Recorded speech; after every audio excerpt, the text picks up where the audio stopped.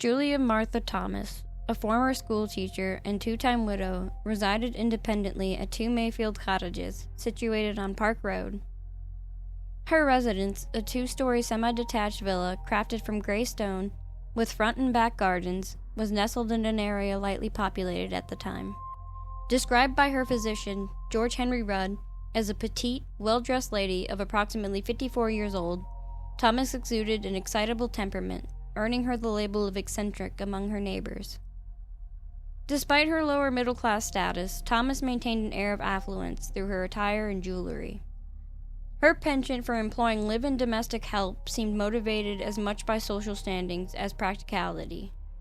However, her reputation for being a stern employer and her erratic habits hindered her ability to secure and retain servants, with only one maid lasting before 1879. On January 29, 1879, Thomas hired Kate Webster as her servant. Webster, born Kate Lawler in 1849, was depicted by the Daily Telegraph as a tall, robust woman with a freckled complexion and prominent teeth. Webster's early life remains murky, with conflicting accounts in her later statements. She asserted marriage to a sea captain named Webster, with whom she claimed 4 children, all of whom, along with her husband, reportedly died in quick succession. Imprisoned for theft in Wexford at about 15 years old, Webster migrated to England in 1867, enduring subsequent convictions for larceny. After her release from prison in January of 1872, Webster settled in Hammersmith, where she associated with the Porter family. In April of 1874, she gave birth to a son, John W. Webster. Her criminal endeavors, often with an accomplice named Strong, supported her and her child.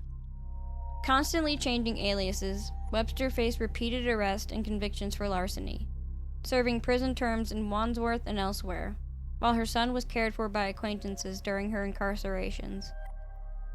In January of 1879, Webster temporarily replaced an ill Sarah Creese at Miss Lauder's residence in Richmond, where Thomas sought a new servant.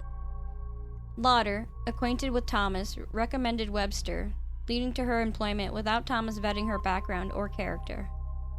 Their relationship soured swiftly, with Thomas disapproving of Webster's work quality and frequently reprimanding her. Webster reciprocated the animosity, prompting Thomas to arrange her departure by February 28th, as noted in Thomas's final diary entry. Webster convinced Thomas to extend her employment by 3 days, until Monday, March 2nd. As customary, Webster had Sunday afternoons off, but was expected to return promptly to aid Thomas in preparing for evening service at the local Presbyterian church. However, Webster chose to spend her time at the local alehouse, returning late and causing Thomas's departure to be delayed. Their ensuing argument left Thomas visibly distressed upon arrival at the church, as reported by several congregation members. Thomas confided to a fellow churchgoer that Webster's tardiness had provoked a heated confrontation, wherein Webster erupted in anger when reprimanded. Upon returning home early from church, around 9 p.m., Thomas confronted Webster, leading to a heated argument escalating to violence. Webster later confessed to throwing Thomas down the stairs in a fit of rage, causing her death. In the aftermath, Webster dismembered Thomas's body, boiling some parts in the laundry copper and burning others in the hearth to conceal her crime.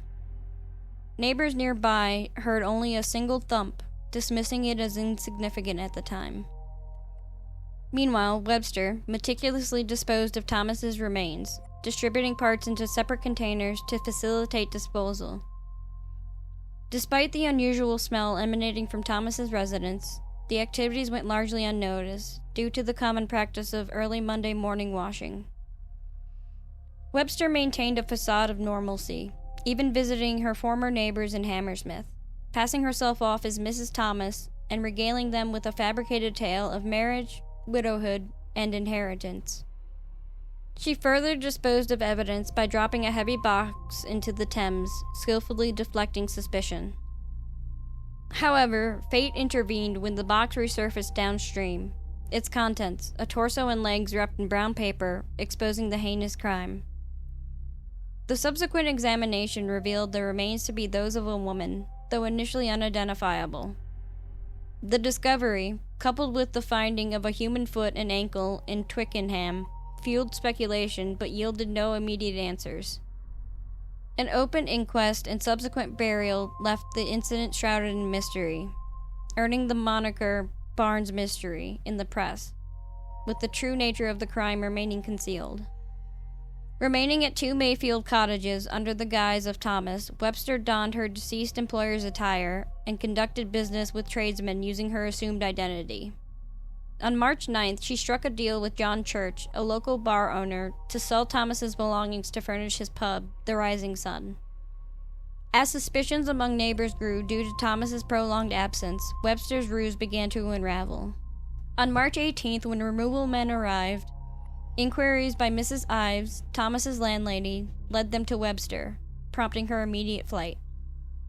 Escaping to Liverpool, she then traveled to her family home in Enniscorthy. Meanwhile, Church discovered the deception upon finding a letter addressed to the real Thomas among the delivered clothes. The authorities were alerted, and a search of 2 Mayfield cottages revealed incriminating evidence, including bloodstains, burnt bones, and a letter disclosing Webster's Irish address.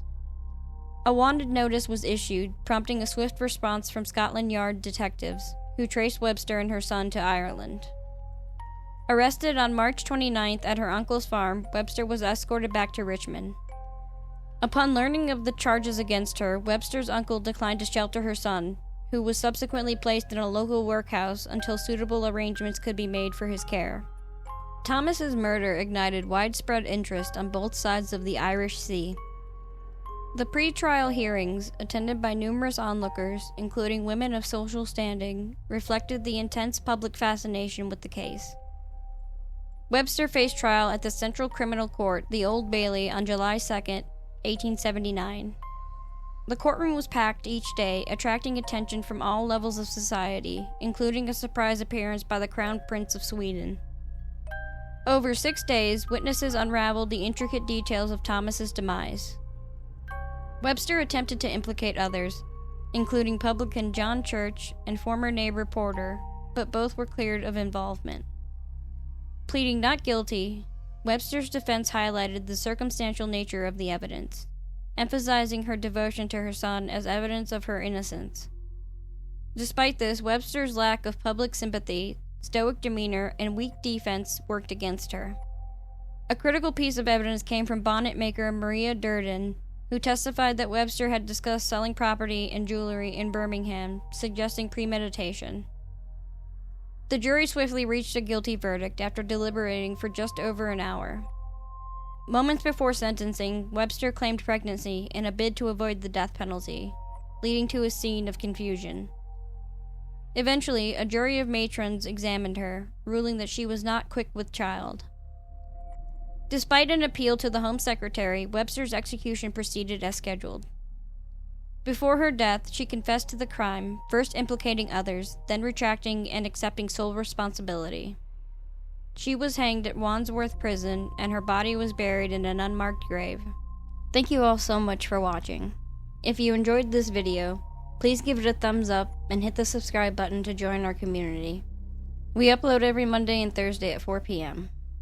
For more content like this, be sure to check out our other videos on the channel. You can also follow us on our other social media platforms for uploads and updates. Thanks again for watching, and we'll see you in the next video.